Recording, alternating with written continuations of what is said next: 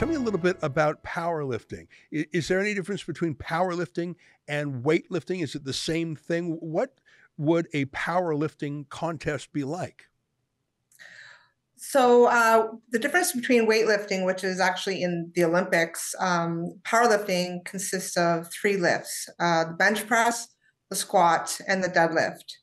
Um, Basically, you have three attempts at each lift during a competition, and whatever your best lift in all those three lifts gets totaled together for an overall sum, and that's basically which will give you a first place, second, or your placing within the competition.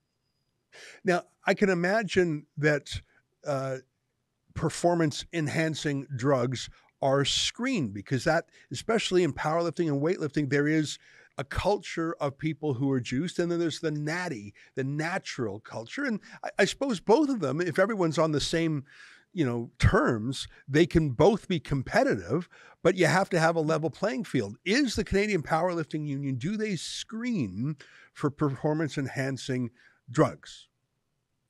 Yeah, so my federation is a tested federation. There are federations that you can enter, for example, the Canadian Powerlifting League, which they have non-tested leagues, but specifically the Canadian Powerlifting Union is a tested federation. So that means when I go to compete, like I went to Worlds last year and I got drug tested after my competition.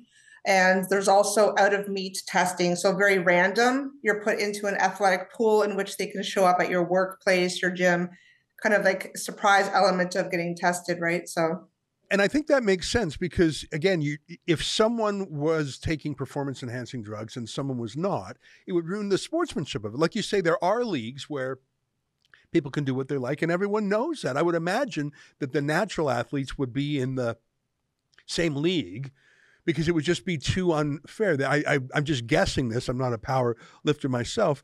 And the reason I ask about this is because it seems to me the whole idea of having a natural league without, uh, performance enhancements is you're trying to keep it fair. And when mhm. a man says, I identify as a woman, and a man has a different muscle structure, bone structure, weight, every single thing about him is different and has been his whole life. Maybe he decided to identify as a woman a few weeks or months ago.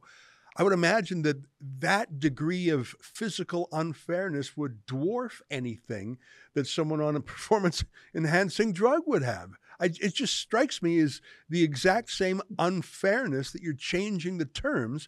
Everyone else is a natural athlete on the same footing, and then you have a man saying, "Oh, I'm a girl for today," and there's no way he's not going to dominate.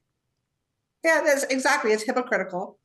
It's Yeah, so that's the thing with my union, the Canadian Powerlifting Union. Right now, I'm not sure if you read up on it, but there's basically no transgender policy. Like there is, but the only thing they have to do to compete is to show up at a competition with their passport that says what sex they are, either male or female. So whatever, so this transgender athlete in my category basically has a passport that states that she is a female. So, I mean, and we all know how easily that can be obtained to switch over your passport. It's a couple doctor's notes and psychological assessments. Um, and that's about it. So that's the policy today. Now, I did have a phone call with the International Powerlifting Federation. They do have a more extensive transgender policy, which is basically monitoring of testosterone levels. Now, the monitoring, I believe, would have to be over a matter of a 4-year period. It is a little bit more difficult for a trans identifying athlete to compete. But again, like I asked the doctors today, the chief medical doctor, I said, well, what about the muscle mass, the lung capacity, even just the grip strength, right? The Mhm. hands, like the list goes on and on. So specifically, the powerlifter who I competed against or was going to compete against transitioned at 22 years old. So full blown puberty, a full grown biological male. Yeah, I mean, I'm just trying to think of Mike Tyson or some enormous man who had a certain size and a bone and muscle.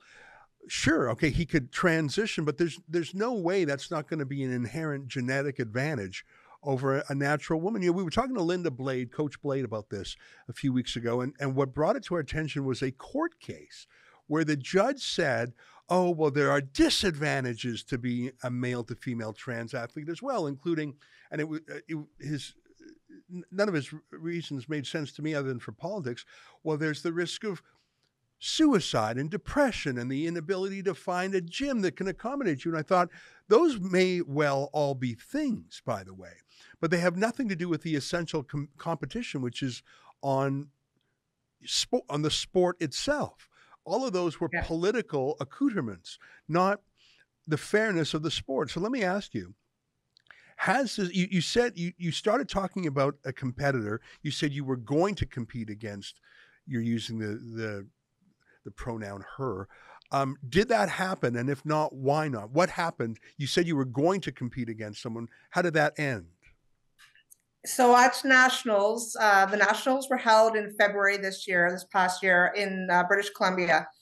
So I competed in my category between 40 and 50. So there's another category. We do have categories for people called masters categories.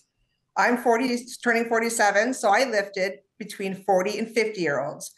I also signed up for the open category, which is ages 20 up to age 39, in which the trans-identifying athlete was competing in. I did not show up for that competition. I simply did not give them any warning. I didn't show up as my way to protest and to boycott. I do know that Linda Blade and ICFS were there to protest. 20 protesters did show up to silently protest. But yeah, that's all I could think about doing right at that time, was to not show up, just to show that I definitely did not agree with that. And how did the trans athlete do in that competition? The athlete placed third, so bronze medal. This athlete also is number 2 in Canada for the open class, also takes the Alberta bench record and deadlift record. That was an excerpt from the Ezra Levant show. I'm Ezra Levant. Every weekday, I do a monologue about the topic of the day. Then I interview a fascinating guest either in studio or via Skype. And then I read your mail, whether it's fan mail or hate mail, which is sometimes even more interesting. This is on our premium service, though, called Rebel News Plus. Go to rebelnewsplus.com. It's $8 a month or less if you buy a whole year in advance. You get my show every weeknight, plus Sheila Gunn Reid's show every week. It's called The Gun Show. It's pretty amazing. You know, we rely on you because we do not take a dime from the government. In Canada, that makes us almost unique. So please help us out and help yourself to some great journalism at rebelnewsplus.com.